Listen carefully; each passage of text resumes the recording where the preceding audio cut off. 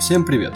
Мы начинаем новую рубрику свежих и интересных игровых новостей. В этом выпуске за прошедшую неделю мы узнаем, как энтузиасты выполнили обещание, данное игрокам вместо издателя, как авторы из Night Dive Studio смогли сменить гнев своих игроков на милость, как величайший издатель в истории смог облапошить сам себя в переговорах, как Уход Wargaming смог помочь издателю THQ Nordic, чем Rockstar успели похвастаться перед игроками, кто помогает в разработке самой ожидаемой игры года в Steam, что же хорошего произошло с Nier Automata и насколько EA Sports ненавидит своих фанатов. Эту и много других правдивых и проверенных новостей мы узнаем сегодня вместе с вами. Меня зовут Андрей, присаживайтесь поудобнее и слушайте самую ожидаемую и любопытную информацию от меня. И не будем затягивать. Поехали! Начнем с первой важной новости, которая вышла в начале недели. Разработчики студии CG Projekt Red, к сожалению или к счастью, не смогли в полной мере до сих пор выдать качественные патчи и фиксы на игру, которая успела себя зарекомендовать как интересный, но недоделанный проект. Речь идет про Cyberpunk 2077. И вместо них этим занимались многочисленные модеры. Один из таких под ником Kratos смог воплотить мечту многих игроков. Он смог приблизить визуальную составляющую игры к уровню показанной 2018 года. Неоновое освещение теперь более подчеркнуто, световая гамма немного приглушена. В результате мир Киберпанка становится менее пестрым, картинка в целом более мягкая, и тени выглядят чуть реалистичнее. Как отреагировали многие? Очень положительно, и словами, что вот такой Киберпанк мы и ждали. Пестрым, но не вычурным, не выедающим глаза. Перейдем к гневным комментариям игроков про игру, а точнее переиздание игры The Blade Runner, которая по их и моему личному мнению не вышла. Предполагал, что Night Dive Studios выпустит Blade Runner Exchange Edition еще в 2020 году, однако релиз состоялся 23 июня 2022 года. Исходный код игры был утерян, а потому Night Dive пришлось заново, будто кирпичик к кирпичику, воссоздавать игру. Это и затянулось надолго. Релиз переиздания Blade Runner состоялся довольно тихо, его особо не продвигали в виде рекламной кампании. Дата выпуска появилась буквально за несколько дней до релиза. На текущий момент Blade Runner Exchange Edition получила в Steam 31% положительных отзывов из 45 штук. По-моему, Exchange Edition сильно уступает оригинальной версии. Переиздание имеет полное право называться оскорблением оригинальной игры. И что же предприняли разработчики, спросите вы? Я с удовольствием и трепетом на душе отвечу. Тут реально гордость берет. Они не просто отдали деньги либо сняли игру с продажи, как делают многие. Но начнем с того, что они вообще отреагировали на комментарии игроков, когда большинство студий просто забивают на нас. Но не тут. Студия-создатель Night Dive отреагировала. Спустя несколько дней объявила о выпуске в Steam той самой оригинальной Blade Runner, но с одним нюансом. Для доступа к ней придется покупать переиздание Blade Runner Exchange Edition. Но не спешите кричать. Классическая Blade Runner не появится как отдельный продукт в библиотеке Steam. Но вместо этого при запуске самого переиздания вам предложат выбрать между переизданием и классической версией. И по сути это и стало причиной смены гнева на милость. И тут мы получаем вывод, что не все студии кладут, так сказать, свое мнение на своих же игроков, а реально переживают за себя и за своих потенциальных потребителей. Спасибо, мое уважение и почет. Компания Blizzard. Что мы о ней знаем? Компания гигант, делает качественные игры, но не всегда заботится о своих игроках и о том, что происходит внутри самой компании. А еще что издатель довольно-таки высокомерный. Все мы знаем эту историческую оплошность и изумленную выдержку Blizzard. Ведь оригинальную Dota собрали на базе Warcraft 3, одной из их самых успешных на тот момент стратегий. Модификация стала довольно популярной, ее подхватила компания Valve. Впоследствии это, конечно же, не порадовало Blizzard, и Dota стала достаточно популярной условно-бесплатной игрой в жанре моба. Все начиналось с малого, просто как пользовательская карта для Warcraft. Компания Blizzard слишком поздно поняла, что упустила потенциальный хит. Valve подхватила проект, предоставив в результате Dota 2, который активно развивается и привлекает множество игроков и средств по сей день. Как утверждает китайский комментатор DC, Blizzard, а точнее Activision Blizzard, пыталась выкупить Dota 2 у Valve, однако переговоры провалились. Не смогли договориться о цене. Якобы свою роль сыграл тот факт, что Blizzard была достаточно высокомерной и ставила себя выше потенциального партнера, а также проявляла неуважение к IceFrog, разработчику Dota. В итоге Dota 2 осталась у Valve. DC похвалил Valve за то, что компания инвестирует в развитие Dota 2 и CSGO, а также не зациклена на погоне за сверхприбылью.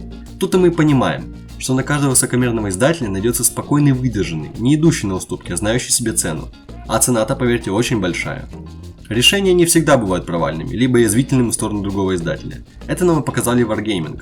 Как оказалось, решение руководства Wargaming позволило расшириться THQ Nordic довольно своеобразным способом. В беседе с Game Workshop представители THQ Nordic подтвердили намерение принять участие в выставке Gamescom 2022 года. Мероприятие будет проходить в очном, так сказать, физическом формате. Как выяснилось, уход Wargaming позволил THQ Nordic немного расшириться, то есть занять побольше места на выставке. Компания готовится представить 9 игр на площадке около 1000 квадратных метров. При этом 4 из них еще не анонсированы широкой публике. Судя по намеку, больше могут рассказать на презентации 12 августа. Некоторые фанаты ожидают возвращения франшизы Darksiders. Среди известных готовящихся проектов THQ Nordic можно отметить, например, Judge Alliance 3 или Spellforce, Destroy All Humans 2 и Way of the Hunter, которая может стать потенциальной заменой The Hunter Call of the Wild, который пока не продают в России и Украине. Ремейк первой Готики и продолжение классики Outcast 2. Как можно увидеть с этой ситуации, не всегда уходы или возврат на шаг назад могут быть провальными либо плохими. И не всегда спасение – дело рук самого утопающего. Иногда это дело рук того, от кого ты этого меньше всего ожидаешь. С момента первоначального релиза GTA 5 минула куча времени и лет, а также прошло несколько переизданий. Фанаты все еще хотят верить в воплощение мечты в виде GTA 6. Благодаря бумажному анонсу не секрет, что следующую Grand Theft Auto уже разрабатывают. Фанаты фантазируют и одновременно опасаются, что же может предложить современный Rockstar, а различные инсайдеры делятся информацией насчет этого. К инсайдерским информаторам о предполагаемом GTA 6 присоединился известный информатор Том Хендерсон. По его данным, новая игра в серии GTA очень бурно разрабатывается, и на текущий момент нет ничего, что могло бы указать на особые проблемы с рабочим процессом либо задержкой игры. Он написал в социальной сети слова: «Я по-прежнему считаю, что игра выйдет в 2024-2025 годах. Я писал гневно только потому, что разработка не всегда идет гладко, как и в случае с любой другой игрой, создаваемой во время ковид и так далее. Люди уходят и все такое». Некоторые также высказали предположение о 2024-2025 годах, как о релизном окне следующей Grand Theft Auto. Например, журналист Bloomberg Джейсон Шейер. Но главным фактом остается то, что все такие игру из серии GTA стоит ждать через пару лет. А это не такой уж и большой срок для выпуска игры. Лично я привык доверять Тому, ибо он не раз давал правдивую информацию. Но опять же, наверняка мы не знаем, поэтому фанатам стоит только верить и надеяться. Долгожданное ММО в открытом мире, действие которое разворачивается в охваченной пандемией Америки, наводненной кровожадными зараженными и выжившими от якутской студии Fnastic под названием The Day Before. С каждым разом учатся все больше и больше экономить. После того, как они приостановили выплату бонусов для персонала, остановили аренду офисов и сократили набор персонала, она решила пойти еще дальше, хотя казалось бы, куда же еще. Но кажется, есть куда. Теперь стало известно, что самая экономная студия, ответственная за разработку The Day Before, намерена использовать по сути бесплатную рабочую силу. Формально есть ограниченное число мест для волонтеров на полную ставку, то есть с зарплатой, хотя на сайте таких вакансий вовсе нет. А вот волонтеры на так называемый неполный рабочий день могут рассчитывать на получение за свой труд неких крутых наград и бесплатных кодов, а также сертификатов участника, что бы это ни значило. Волонтеры могут заниматься, например, моделированием, переводами и предложить свои уникальные навыки для улучшения существующих проектов или создания новых специальных фишек. Ранее релиз The Day Before перенесли на март 2023 года, но с учетом всех сокращений и так далее, мы ее можем ожидать и ближе к началу 2024. Тут вам прямое доказательство того, что всем издателям сейчас очень тяжело, но они ведь стараются и опять же делают это для нас с вами. Nier Automata снова на слуху благодаря анонсу на Nintendo Switch, но самое прекрасное из этого то, что новую платформу игра, похоже, наконец-то будет покорять с русской локализацией. Господи, как долго мы этого ждали. Nier Automata продолжает покорять не только сердца фанатов своих платформ, но и более мобильных. Анонс того, что игра выйдет на Nintendo Switch, уже состоялся. Для портативной консоли представители Nier Automata The Day of the Yorha Edition разработчики также похвастались тем, что за 5 лет совокупные продажи Nier Automata определили отметку в 6,5 миллиона копий. Внимание фанатов франшизы анонс портативного издания привлек еще и тем, что игра может получить русскую долгожданную локализацию. Во всяком случае, на странице Nier Automata The Day of the Yorha Edition на сайте разработчика Nintendo в списке поддерживаемых языков указан русский язык. Nier Automata выпустили еще в 2017 году, но тогда официальной локализации не было. А с сегодняшнего дня сразу становится ясно, что она появится. Фух, наконец-то. Ничего удивительного в том, что в такое тяжелое время многим компаниям-разработчикам становится все больше и больше плевать на своих фанатов.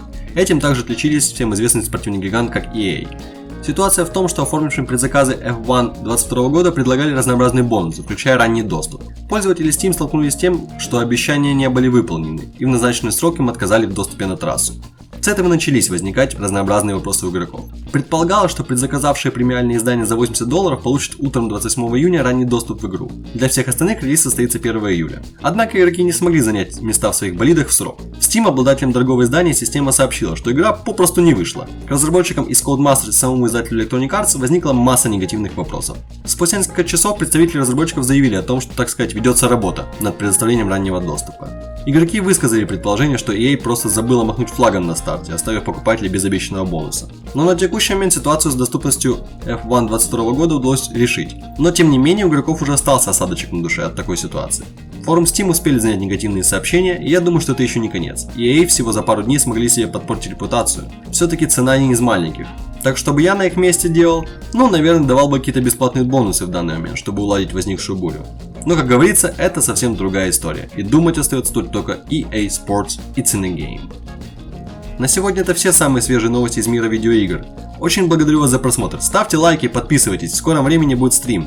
Там-то мы и проведем время с пользой, так сказать. Был рад найти для вас что-то новое и интересное. Целую в плечи и до встречи!